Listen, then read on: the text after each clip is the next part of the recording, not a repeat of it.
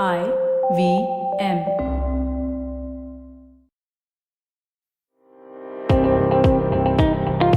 Welcome to All Things Policy, a daily podcast supported by Pragati, a flagship media initiative of the Takshashila Institution. We're a bunch of policy nerds based in Bengaluru, and we like to bring a fresh perspective to Indian affairs and an Indian perspective to global affairs.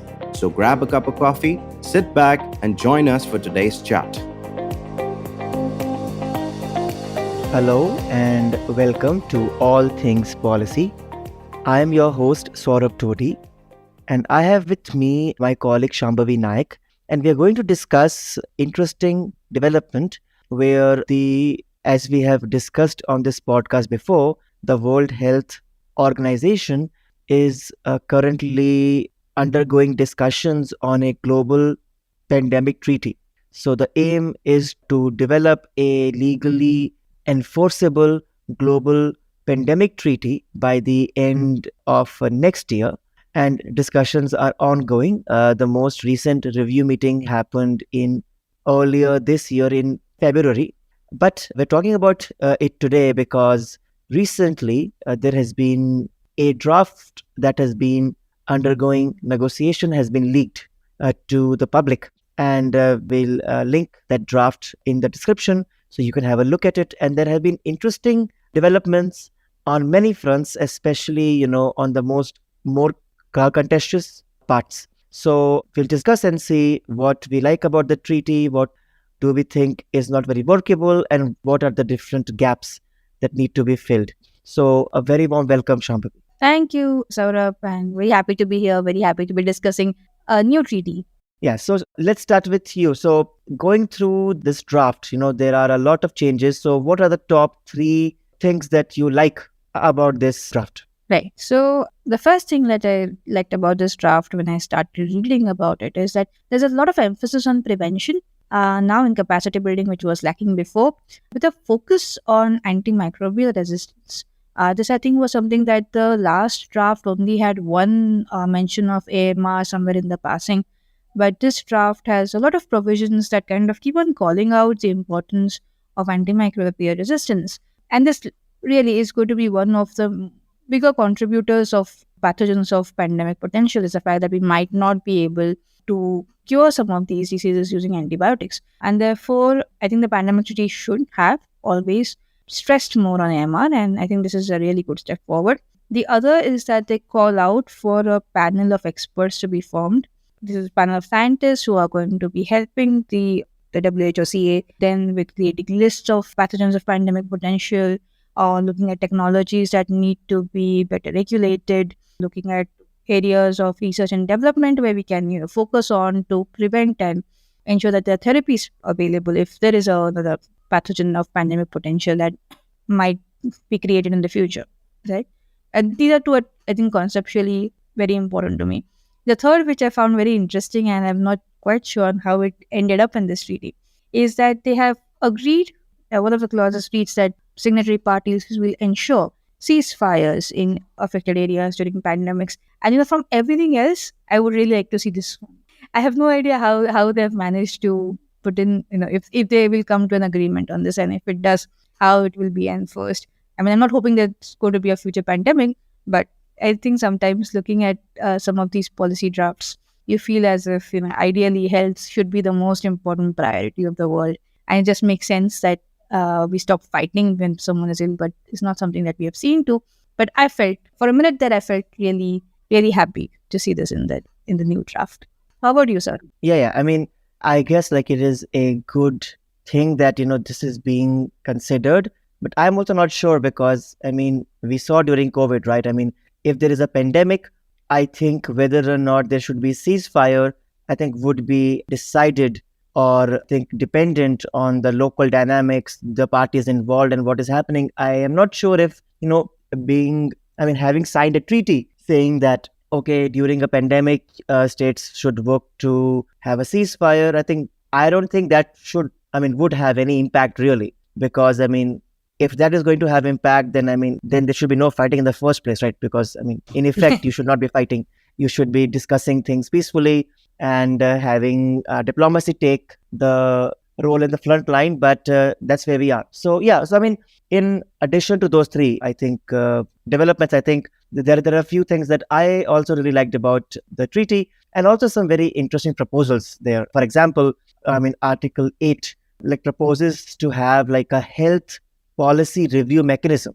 And I mean, so I mean, obviously, because it is a draft under discussion, so there are many options provided for this section. So the first one being that, there is no like a review mechanism per se to see whether or not a state party is following the rules or the principles actually that they have agreed to follow under this treaty. The second option is that there will be a peer review mechanism where, countries or state parties would manage each other, would review the performance of each other in this domain.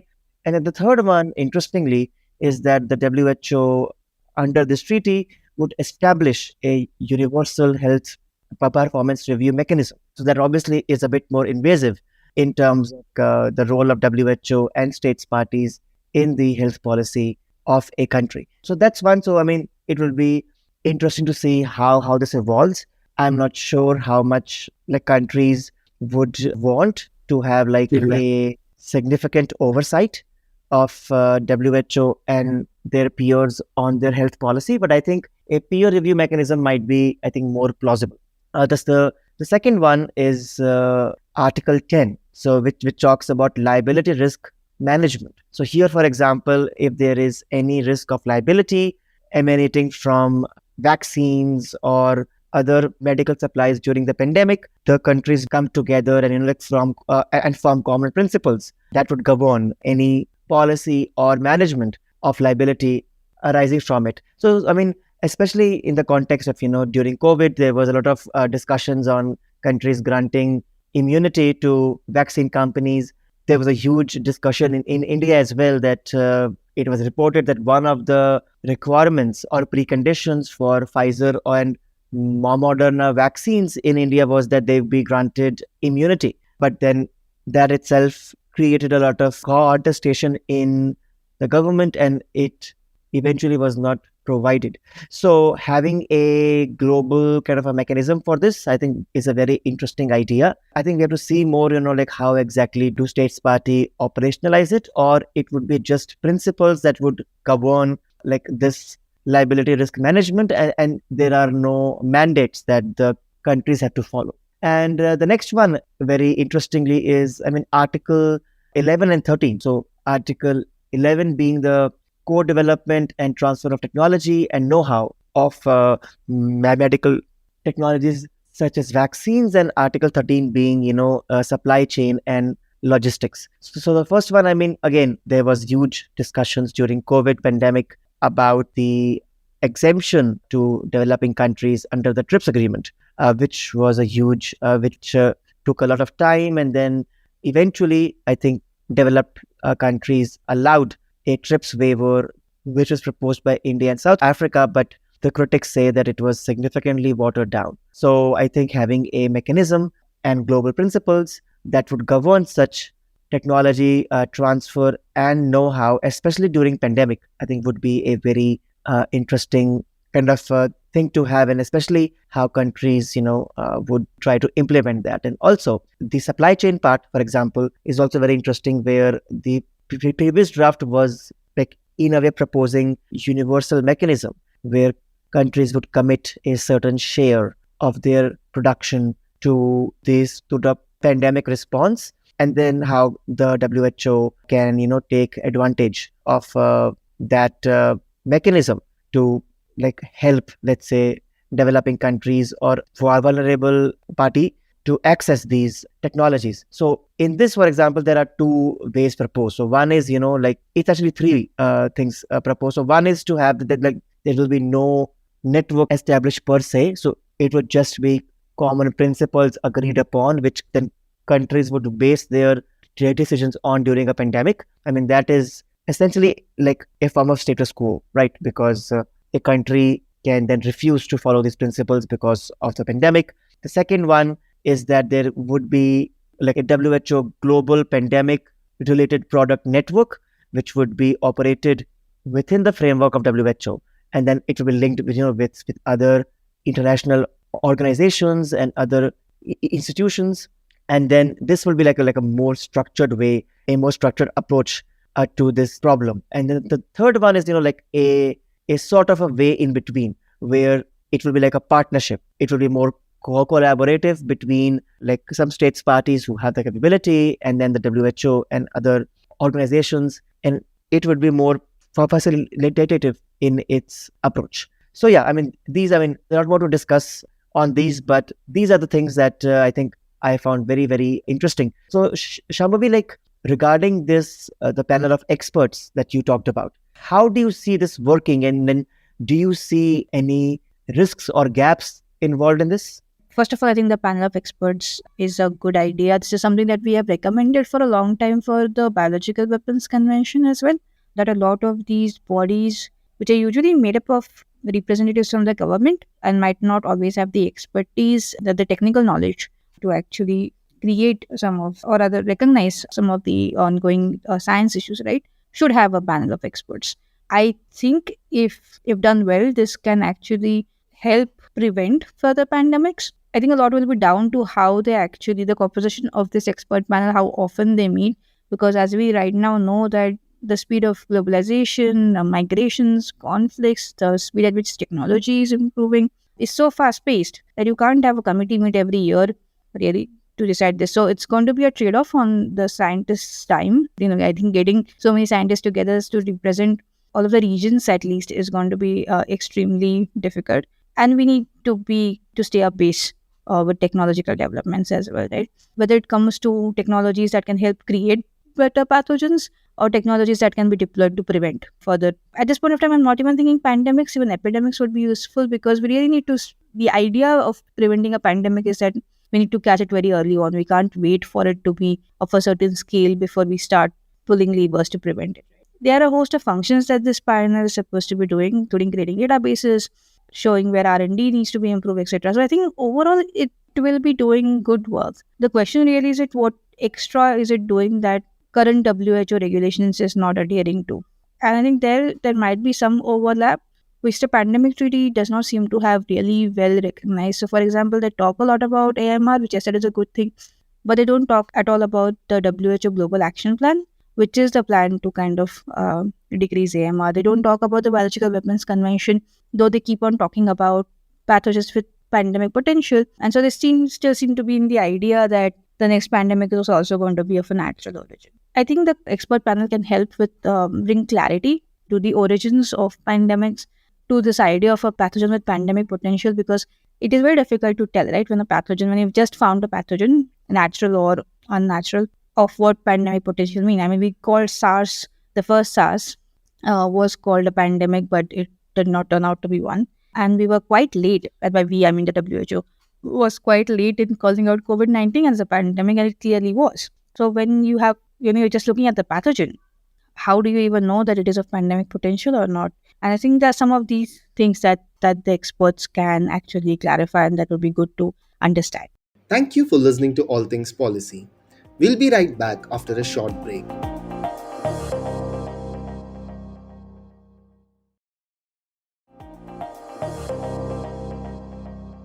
I was wondering, we have written a paper for the T20 recommending that, a kind of a similar kind of a scientific experts group be set up under the BWC which will be tasked with this, right? Essentially to kind of look at emerging technologies in, like, for example, synthetic biology, gene editing, CRISPR and all, and how these technologies can play a role in in pandemics, or even have repercussions for biosecurity. And I think such a panel, would be useful if it works in conjunction with this panel that is being proposed by the treaty. And if they work together, I think this can be so.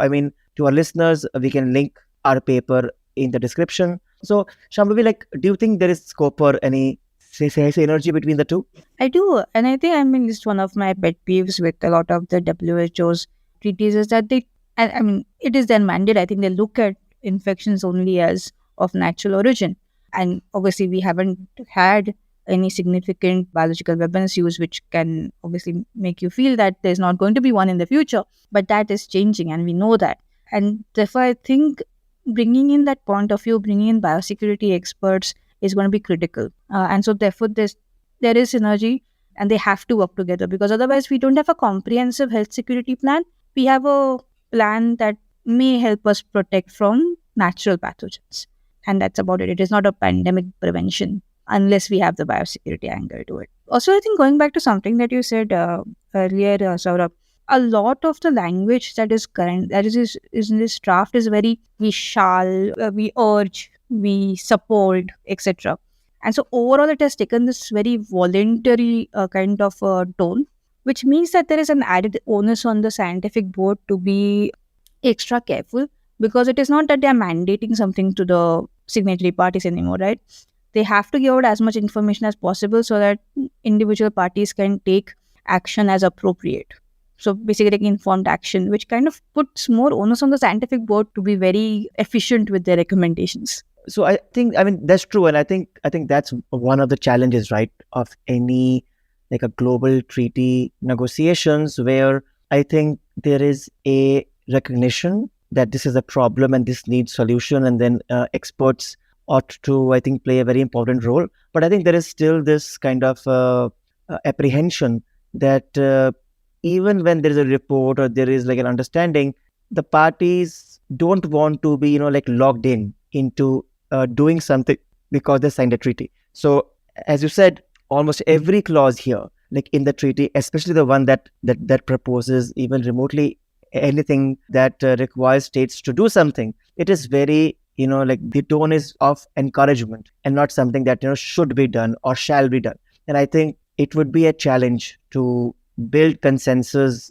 on something like this, especially when, if our listeners would recall that this treaty, I mean, prima facie, the idea is that this treaty would be legally binding, but even that kind of aspect has been, left for discussion at the end.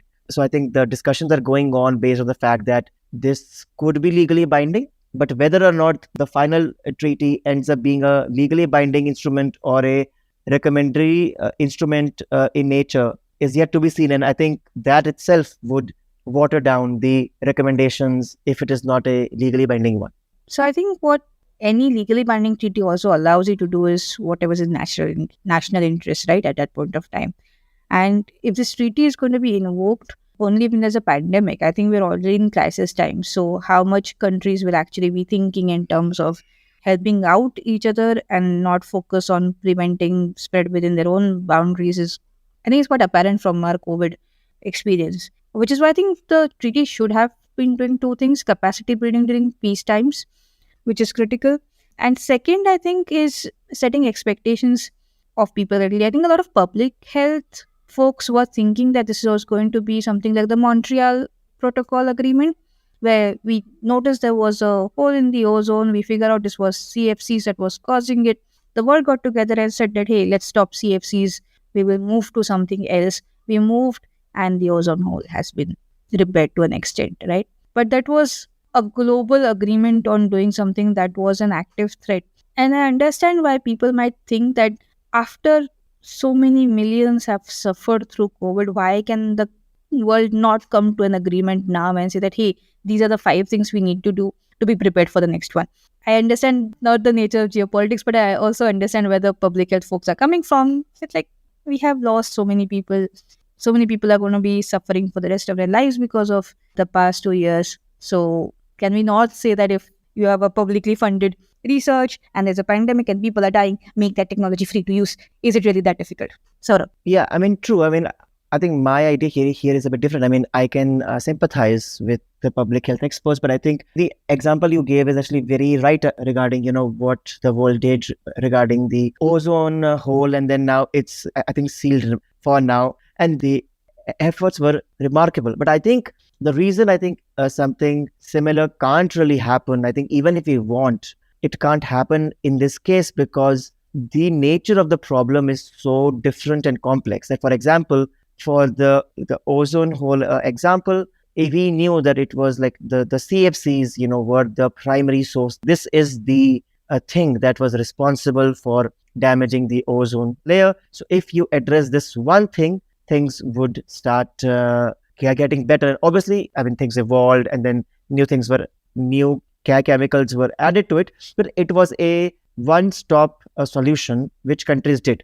And but I think for pandemic, for example, because it involves so many moving parts, right? Because there's always a dual use risk here. I mean, any technology, be it CRISPR, genetic editing, synthetic biology, these all have excellent uses of, for health, for research, for science, for biotech, which can also be used in a negative way. Or I think, the One Health concept, right? Because it is a combination of human health, animal health, and the environment. So just because there's so many moving parts, I think it also becomes much harder for, I think, public health officials to convince the public and I think, governments to act on something, because the action plan, involves not just saying, okay, do one thing and you will have results.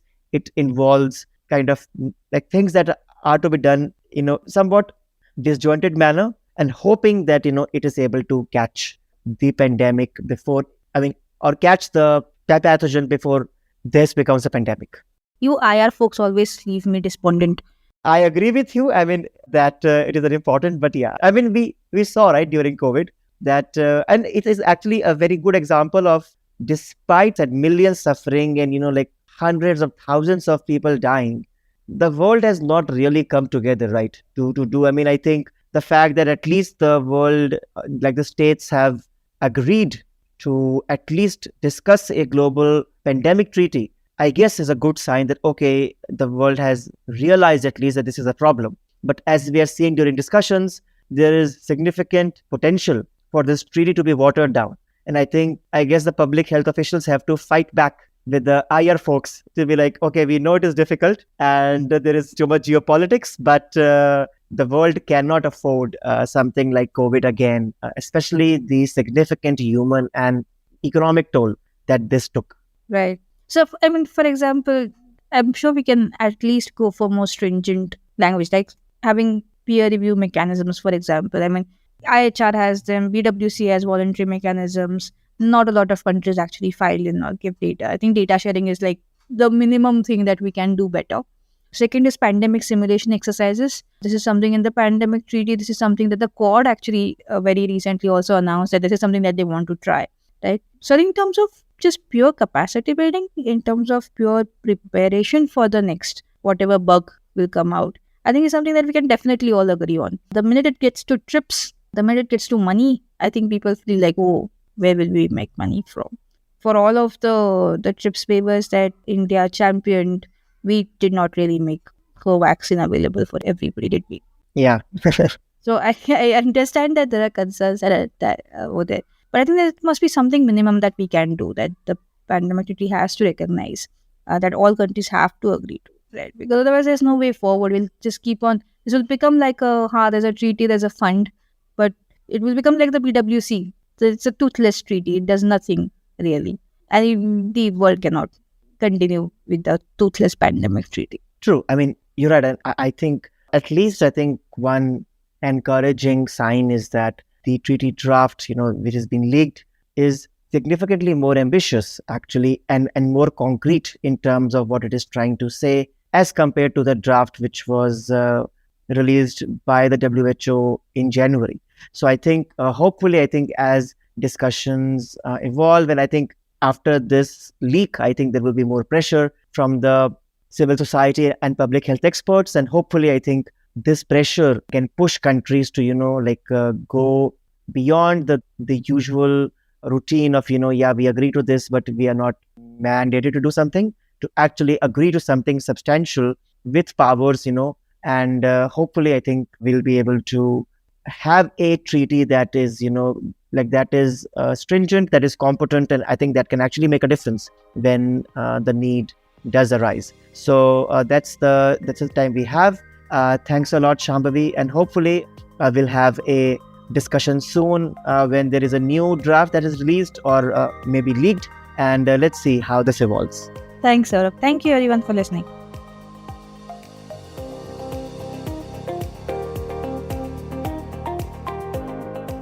If you liked our show, don't forget to check out other interesting podcasts on the IVM network. You can tune into them on the IVM Podcast app, ivmpodcast.com, or wherever you listen to your podcasts. You can also follow IVM on social media. The handle is @IVM Podcasts on Twitter, Facebook, and Instagram. And hey, if you'd like to dive into Takshashila's research on technology, strategy, and economic affairs, check us out at our Twitter handle @TakshashilaInst or our website takshashila.org.in.